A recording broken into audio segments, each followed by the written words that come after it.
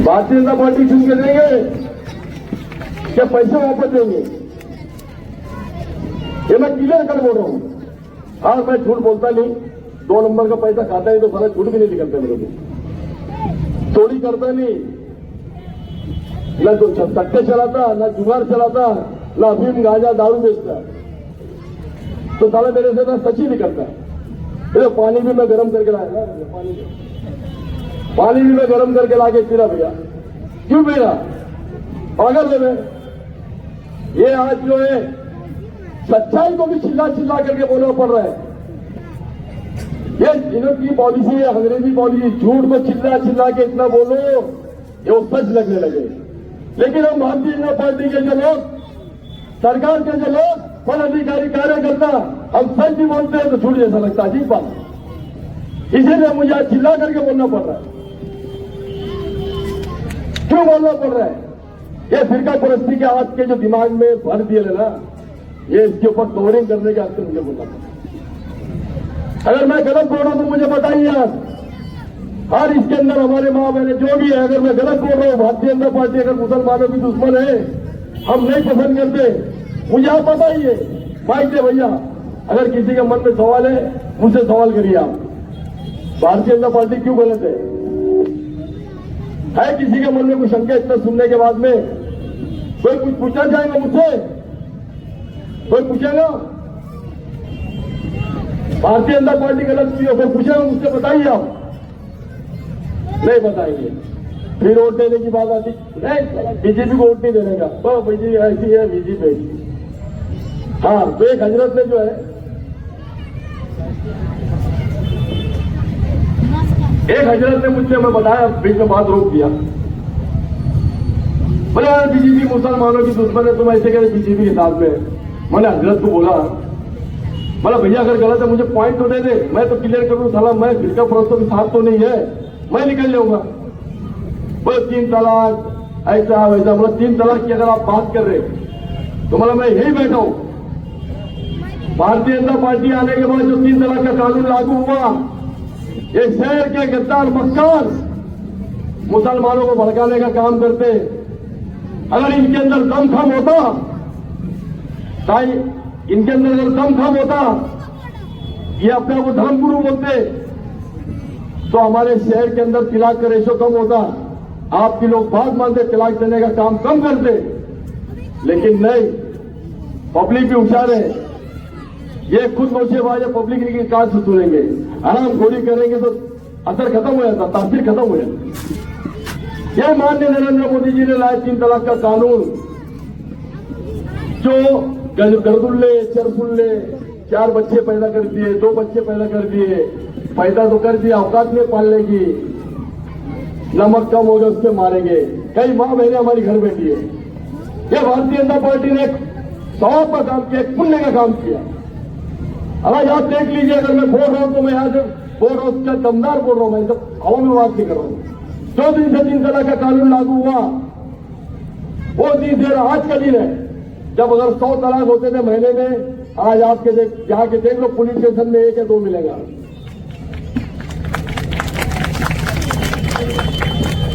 मैं गलत बोल रहा हूं, मुझे बताइए आप। ये सब बातें लग तो गया इस शरीयत में मुदाखलत। अरे काहे की मुदाखलत?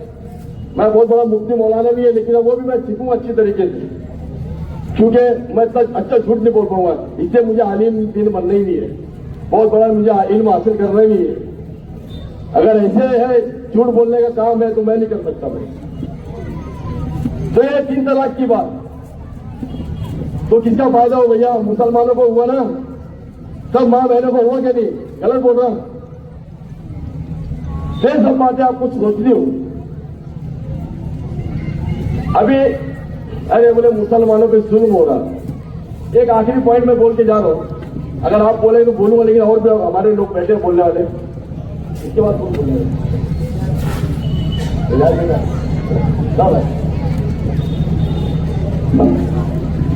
चलो भैया, और भी हमारे मेहमान आए थे, उनको भी मैं मौका देना चाहूंगा। मैं तो बोलेंगे आपको गांव में बुला के खुद ही मैं कहा अबे बोलो, अबे बोलूंगे तुम सब करेंगे। जब वो बोले यार मत बोलो, बोलू के नहीं बोलू? आप एक बार हाथ उठा के बोलो, बोलू के नहीं बोलू? नहीं जा रहे ना? हाँ, तो मैं आता यूपी बिहार, बोले मुसलमानों के घर में बुलडोजर चल रहा। मैं पूछना चाहता हूँ, इसका फैसला आप लोग करना। मैं गलत बोल रहा हूँ, सही बोल रहा हूँ, इसका फैसला है ये हमारे माँ बहन भाई बहन सब करेंगे। सच सच है, सच बोलो, गलत है गलत बोलो। आपके वार्ड में अगर कोई नशे का कारोबार कर रहा है, आपके वार्ड में अगर कोई कुत्ता गोली बाटली पेंसिल क्या क्या क्या मालूम नहीं, अगर कोई नशे का धंधा कर रहा है, हम वो वार्ड के अंदर 1000 लोग रहते हैं, 1000 करने वाले एक आदमी, साथ में उसका परिवार भी ज्वाइन है। ये आप बात नोट करो, साथ में परिवार भी ज्वाइन है। अब तुम्हारी हिम्मत है कि 1000 लोगों की इसके खिलाफ जाने की है? किसी की हिम्मत मुझे बताओ। नहीं यार, मैं बोलूंगा मेरे ऊपर ना बवाल आ जाए, मैं बोलूंगा मेरे लड़के को ना फंसा दे। लेकिन अगर ये भारतीय जनता पार्टी का दीवाना आया और उसका घर तोड़ डाला, मैं गलत करूंगा या सही करूंगा मुझे बताइए। अगर 900 बजा जाएगा मैं काम करूंगा, गलत है या सही है मुझे बताइए हाथ उठा के। अगर किसी ने जुआरी शराबी नशेड़ी का कारोबार बंद कराया, उसका घर तोड़वा दे, क्या गलत किया? तो लाते मुसलमानों के घर तोड़ रहे हो। अरे जो मुसलमानों की आप बात कर रहे हो, मैंने आप एक नशे वाले की बात किया, आपने घर तोड़ने से एग्री हो गया, पूरे समाज मुआवजा खराब करने का काम कर रहा हूं। उसी तरह से जो लोगों के घर बुलडोजर चले, इनके ऊपर 200-300 गुने दाखिल है। न जाने कितने रेप किए, न जाने कितने बम ब्लास्ट किए, न जाने कितने लोगों की हाई पतवाली, न जाने कितने लोगों की जमीनों में कब्जा किया। अगर ऐसे लोगों को एक दौर था, यूपी के अंदर आदमी आता तो डरता था, पैसे छीन लेते थे, बोले 1 रुपए के मार देते थे। भारतीय जनता पार्टी सरकार आने के बाद ऐसे क्रिमिनलों को भारतीय जनता पार्टी ने खत्म करने का काम किया। तो गलत किया है सही किया मुझे बताइए आप। चलो मैं मेरी बात खत्म करता हूं।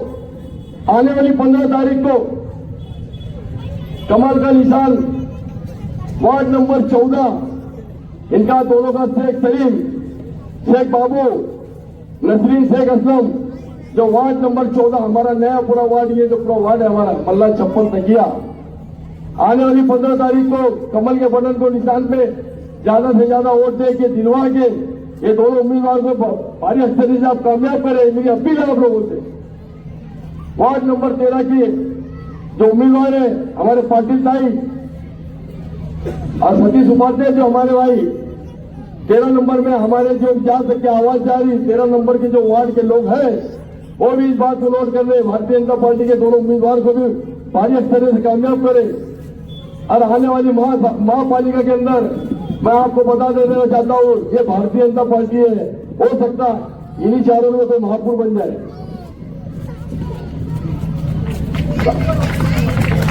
ये खाली चिल्ला रहे मैं काय कर तुम्हारा मेरे घर जाओ, सत्ता हमारी, सरकार हमारी, तुम आएंगे तो चंदा हम ही देंगे।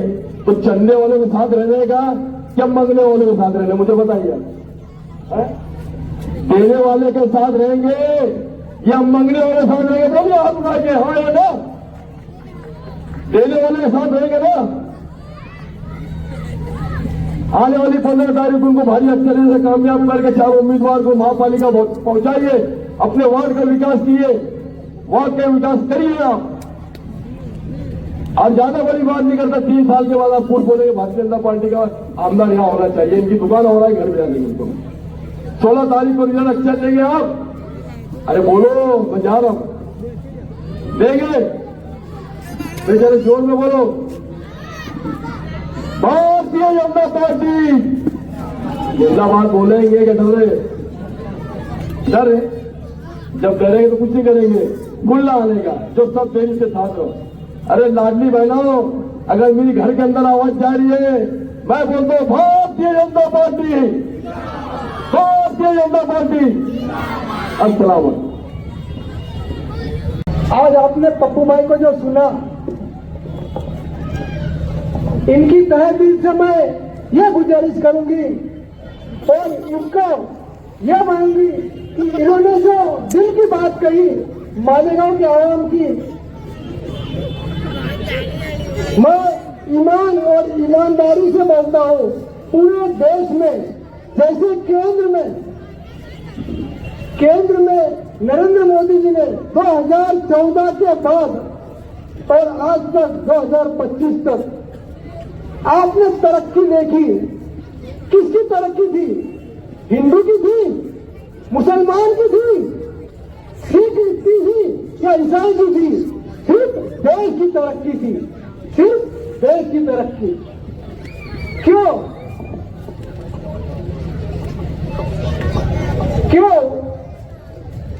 क्योंकि उनको राष्ट्र से लगाव है।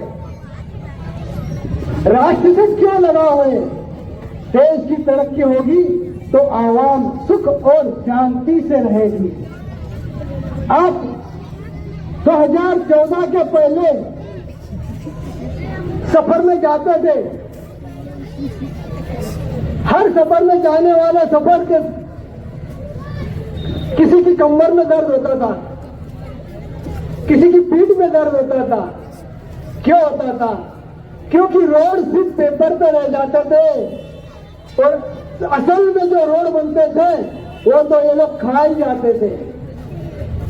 आवाम की किसी को चिंता बिल्कुल नहीं थी, क्योंकि इनको इनके पेड़ भरने थे, इनके घर भरने थे और इनके बेटी और इनकी 7 पीढ़ियों के लिए इनको पैसा जमा करना था। अरे नरेंद्र मोदी को क्या जमा करना है और किसके लिए करना है? सिर्फ आवाम के लिए करना है। आज आप सफर करते हो तो पेट का पानी भी नहीं मिलता है। चाहे मालेगांव से ले लो तो मुंबई तक, दिल्ली से ले लो तो चेन्नई तक, जहां भी जाओ तो आपको जो रास्ते मिलते हैं इस सुकून के मिलते हैं। अरे आपकी गाड़ी जो आप खरीदते थे उसका मेंटेनेंस में ही आप आधा जल जाता था। आज 2014 के पहले मेरे को बता दो कि आपकी गाड़ी का मेंटेनेंस और आज का मेंटेनेंस। अरे गांव की बात छोड़ो पप्पू भाई, ये गांव तो ऐसे ही खा लिया। अरे गांव तो ऐसे ही खा लिया। अपने से कंगाल थी पहले नासिक वाली, वहां बने नगर पालिका, अपने से कंगाल। मालेगांव की नगर पालिका से पैसा जाता था नासिक में। अरे यहाँ पे तो ऐसी तिजोरी खो गई और ऐसी खा गए तो इनके ही लाले पड़ गए, इनके ही लाले पड़ गए। गांव की तरक्की तो छोड़ो, वार्ड के रोड तो बता दो मेरे को। पूरे मालेगांव के वार्ड के रोड अभी से बाद आज तक कहाँ गए? ये रोड कहाँ गए? इनकी जेब में गए, इनकी जेब में गए। क्यों गए? क्योंकि आवाम ने आवाज नहीं उठाया। अगर ईमानदारी से ये लोग काम करते तो इसकी गंदगी पूरे मालेगांव में नहीं रहती। क्यों नहीं रहती? आप हर घर से बंबई में जाने वाले रोज 2 नहीं 10 लोग हैं। हज जाके आने वाले हाजी लोग मालेगांव में हैं। दुबई की, सिंगापुर की बात नहीं करता।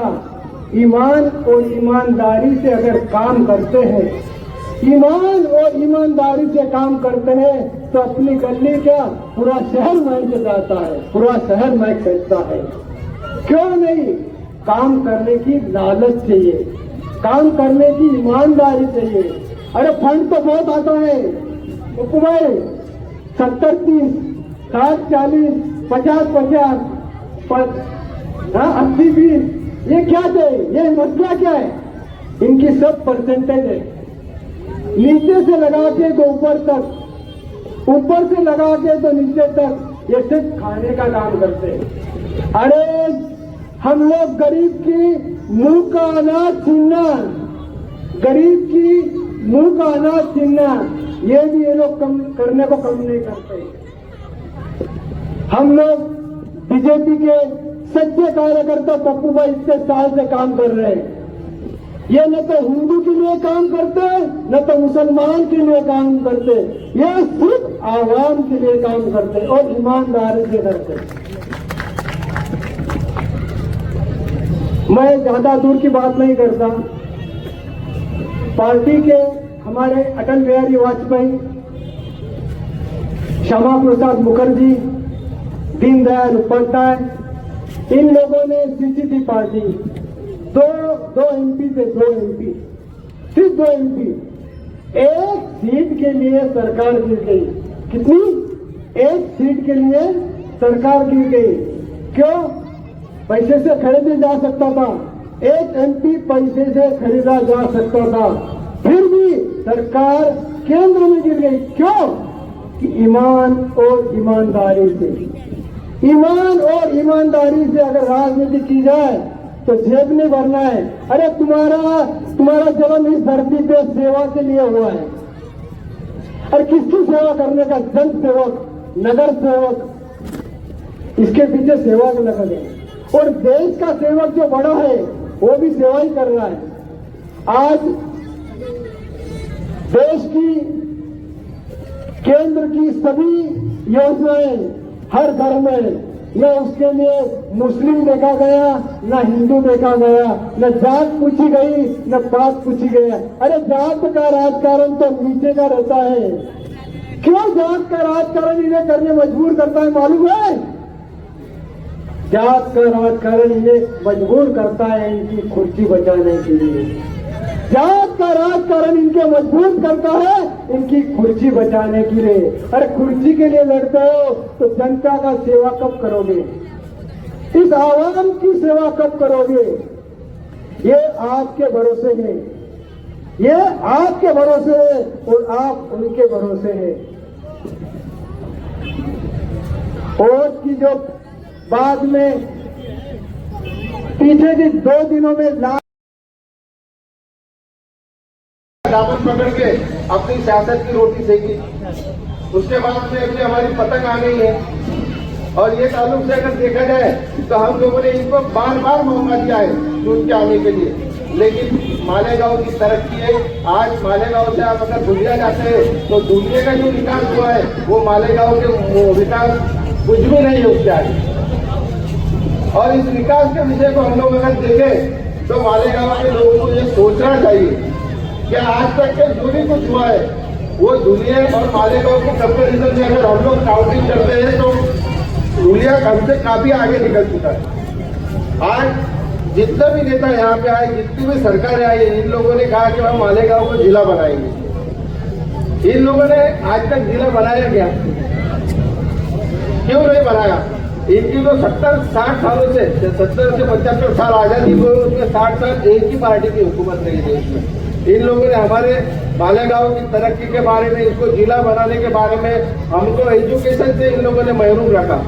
हमारे यहाँ पे सबसे बड़ा अगर मुद्दा है पावर लूम का। पावर लूम के आज हमारे, मैं जिस एरिया से आता हूँ नंदुरबार डिस्ट्रिक्ट से, वहाँ पे अभी डायमंड जोन यानी पावर लूम की एक बहुत बड़ी इंडस्ट्री खड़ी रही है।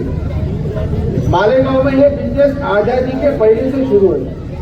लूम्स का जो कारोबार है ये आजादी के पहले से शुरू है, लेकिन यहाँ पे जिस तरीके से तरक्की होना चाहिए पावर लूम वालों की, सरकारी योजनाओं के ताल्लुक से यहाँ पे जो वर्कर जो काम करते हैं उनके मुआवजे के बारे में, उनको मिलने वाली मजदूरी के बारे में, लेकिन यहाँ के नेताओं ने, यहाँ की जो पार्टी सत्ता में रही, यहाँ जो इन लोगों ने ना मजदूरों के बारे में सोचा, जो बड़े सेठ है उनको अच्छे से अच्छे मशीनरी यहाँ लाके यहाँ पे हैंडलूम और जो सूत का जो कारोबार था वो आगे बढ़ाने के लिए नहीं सोचा।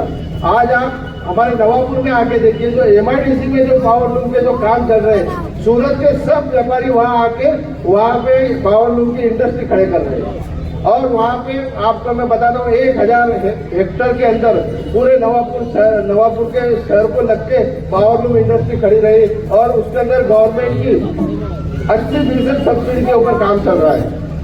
वहाँ पे जब पावर लूम की इंडस्ट्री हम लोग डालते हैं तो वहाँ पे हम लोगों को जमीन लेने तक का पैसा सरकार दे रही है। ऐसा मालेगांव में होना चाहिए था, क्योंकि महाराष्ट्र के अंदर एक भिवंडी एक है, दूसरा मालेगांव है। ऐसे 2-3 जो एरिया इचलकरंजी है जहाँ पे पावर लूम का बहुत बड़ा कारोबार चलता है, लेकिन आज तक ये नेताओं ने हमारी भलाई के बारे में नहीं सोचा। और यहाँ का एक रीढ़ की हड्डी है जिसे बोलते हैं ना पावर लूम, यहाँ पे बहुसंख्य लोग मजदूरी के काम उसके अंदर करते हैं। यहाँ पे बड़े बड़े सेठ लोग हैं, उनके बड़े बड़े कारखाने चल रहे हैं और उसके अंदर मजदूर लोग काम कर रहे हैं। और इसकी वजह से अगर हम लोग अगर सही में अगर यहाँ के नेता जिन जिन लोगों को हमने सत्ता दी अगर वो चाहते तो आज यहाँ की हालात इचलकरण की और आप जैसे बोलते हैं बहुत बड़े बड़े जो इंडस्ट्रियल एरिया आज डेवलप हो रहे हैं वहाँ उससे अच्छी हालत मालेगांव जिले की। लेकिन ये नहीं चाहते कि हमारे आर्थिक हालात सुधरे, हम तरक्की करें, हमारे बच्चे यहाँ पढ़ लिख के आगे बढ़े। इन लोगों ने हमेशा ये चाहा कि मालेगांव का ये जो तबका है ये दबा कुचला ही रहे, इनकी कोई तरक्की नहीं होनी चाहिए। और ये सब चीजों को ध्यान में रखते हुए मैं आप सबके सामने आया हूँ। क्या आने वाले नगर पालिका का इलेक्शन ये हमारा हम लोकल लोगों का और जहाँ के हर जुड़े आम आदमी का इलेक्शन है। इस आम आदमी के इलेक्शन जो बातें जुड़ी है हमारी जो बुनियादी सहूलतें हैं इसके अंदर हमको बिजली, पानी और जो लोकल जो रास्ते ये सब चीजों से जुड़ा हुआ ये इलेक्शन है। इस इलेक्शन के अंदर हम जो नुमाइंदा यहाँ से चुन के देने वाले हैं वो नुमाइंदा कैसा होना चाहिए। वो नुमाइंदा अगर हमारी बात, हमारे हक की बात, हमारे डेवलपमेंट की बात अगर महापालिका में अगर करता है तो वो हमारे काम का उम्मीदवार। जो हमारे हक की बात, हमारे काम की बात, हमारी घर पट्टी, नल पट्टी, हमारी पानी के रास्ते की समस्या अगर वो महापालिका में जाके हम नहीं रखे तो वो हमारा कैंडिडेट नहीं हो सकता। इसके लिए भाई लोग मैं आपको बुजुर्गों को भी कहूंगा, हमारी माँ बहनों को भी कहूंगा कि हम उसी आदमी को वोट दें जो हमारी तरक्की, हमारे जो बुनियादी जो फैसिलिटीज है उसके लिए हमारे लिए लड़े, नगर पालिका महानगर पालिका में जाके। और आज हम देखते हैं मालेगांव आज देश की आजादी के बाद से इतना बड़ा शहर पहले से रहा, मुस्लिम अक्सरियत यहाँ पे रही, लेकिन आप बहुत से एरिया आज भी जाके देख लो जहाँ पे बरसात के दिनों में और आम दिनों में भी हालात इतने खराब है कि जहाँ पे रास्ते नहीं है, पीने के पानी की समस्या है। बहुत सी जगह हम लोग देखते हैं कि भाई ट्रैफिक का इतना बड़ा मसला है और इसकी वजह से क्या होता है कि बहुत सारे जो रास्ते हैं वो रास्तों के ऊपर बहुत से लोगों को तकलीफ होती है। एक्चुअली बहुत सारे ऐसे मसले मसाइल है जो हम लोग आज उससे गुजर रहे हैं और ये मसले मसाइल को अगर हम लोग को ये करना है तो महापालिका के अंदर में जो भी नगर सेवक हम देंगे चुन के वो हमारे लिए मजबूती से खड़ा रहे, हमारे हक की बात करने वाला हो। और ये सब चीजों को हम आपके पास में जब आए हैं ये सब मांगने के लिए तो मैं आपको ये कहूंगा कि भारतीय जनता पार्टी की सरकार 2014 से इस देश में है, इस राज्य में है। बीच में का 2.5 साल का जो वक्फा रहा है उस बीच में के वक्त हमारी सरकार महाराष्ट्र में नहीं थी, लेकिन 14 से आज तक के मुसलसल भारतीय जनता पार्टी की सरकार देश में है और राज्य में फिलहाल अभी हमारी सरकार है। आज मुझे आप बताइए कि भारतीय जनता पार्टी की जब सरकार आई थी तो स्वच्छ भारत अभियान की पहली योजना सरकार ने लाई थी। स्वच्छ भारत अभियान की जो स्वच्छ भारत अभियान की जो योजना आई उसके पीछे अगर हम इस्लामी तौर से अगर हम उसका लॉजिक निकालते हैं तो मुझे ऐसा बताओ कि मुसलमान समाज में, हमारे मुस्लिम समाज में, हमारी शरीयत में पाकी ये हमारा आधा ईमान है और ये ताल्लुक से हम लोगों ने हमारे घर को साफ रखना है, हमारे एरिया को साफ रखना है, हमारे गांव को हम लोगों ने साफ रखना है। ये कॉन्सेप्ट लेके सरकार ने ये योजना लाई, लेकिन क्या है मोदी जी ने लाई है, इसके लिए अब हमको विरोध करना है। दूसरी योजना लाई, हम हमारे हुजूर सल्लल्लाहु अलैहि वसल्लम के दौर में सऊदी अरब में ऐसा होता था कि भाई मुस्लिम समाज के कोई भी समाज के घर में अगर बेटी पैदा होती तो उसको जिंदा दफना दिया जाता था। उसी आधार के ऊपर भारतीय जनता पार्टी की सरकार के अंदर इन्होंने योजना लाई कि हम लोग बेटियों को पढ़ाते नहीं थे, बेटियों के बारे में हमारी जो गैर समझ था उस चीज को ध्यान में रखते हुए, लेकिन इस्लाम जब आया उस वक्त बेटियों की जो अहमियत समाज में पैदा की वो हुजूर सल्लल्लाहु अलैहि वसल्लम के दौर से शुरू हुई। और ये सब एहसास दिलाने के लिए जब जिस तरह की बेटियों के ऊपर आज भी बहुत सारी बातें ऐसी हो रही थी कि बेटियों को हम लोग पढ़ाते नहीं थे, लेकिन मोदी जी जब सरकार में आए तो उन्होंने सबसे पहले दूसरी योजना जो लाई वो बेटी बचाओ और बेटी पढ़ाओ। अगर बेटी अगर पढ़ती है तो हमारे घर का माहौल, अगर एजुकेटेड लेडी हमारे घर में रही तो उससे ये होता है कि भाई हम लोग तो सब कमाने के लिए बाहर चले जाते हैं, लेकिन घर के अंदर बहुसंख्य टाइम यानी ज्यादा वक्त जो उनके घर की लेडी रहती है वो बच्चों के साथ में उनका कांटेक्ट रहता है। तो अगर हमारे घर में अगर पढ़ी लिखी हमारी माँ बहनें रहेंगी तो हमारा जो आने वाला जो मुस्तकबिल जो बच्चे हमारा फ्यूचर है बच्चों का वो बहुत अच्छी तरीके से रहेगा, वो अच्छे तरीके से पढ़ेंगे और एक सामाजिक और सोशल जस्टिस के लिए आने वाली हमारी जनरेशन खड़ी होगी।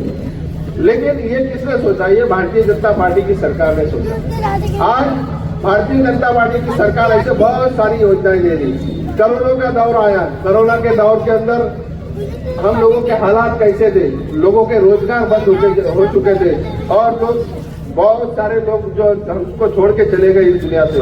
ऐसे हालात के अंदर अगर भारतीय जनता पार्टी की सरकार ने जो सोचा कि समाज का आखिरी आदमी इस कोरोना की हालात में जो जिसके ऊपर भूखमरी का वक्त नहीं आए, इसके लिए गरीब लोगों के लिए भारतीय जनता पार्टी की सरकार ने 5 किलो मुफ्त में अनाज देने की जो योजना लाई थी वो सिर्फ मोदी जी ने किया। मोदी जी ने ये सोचा कि बड़े जो पैसे वाले लोग हैं वो तो सब पैसों से सब खरीद लेंगे, लेकिन जो हमारे समाज का आखिरी आदमी है उस तक अनाज पहुंचना चाहिए, वो बेचारा भूखा नहीं रहना चाहिए। ये इसके पीछे की हमारी सोच थी।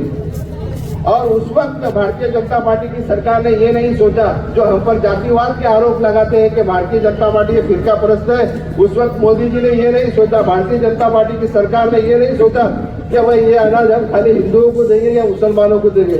जो भी ये भारत देश का नागरिक है वो सबके लिए वो योजना आई। इतनी लंबी सोच देश के आज तक कोई पंतप्रधान ने नहीं रखी। इसके बाद में हमारे लिए बहुत मसले मसाइल चलते थे। कोई किसी घर में अगर कोई बीमार पड़ गया तो उसके दवाओं के पैसे तक हमारे पास नहीं रहते थे। और मुझे पता है अभी 10 मिनट बाकी है मेरी घड़ियाल के मुताबिक। तो इस बारे में अगर किसी ने सोचा, समाज के आखिरी गरीब तबके के गरीब आदमी के बारे में अगर किसी ने सोचा तो भारतीय जनता पार्टी की सरकार ने ही सोचा है।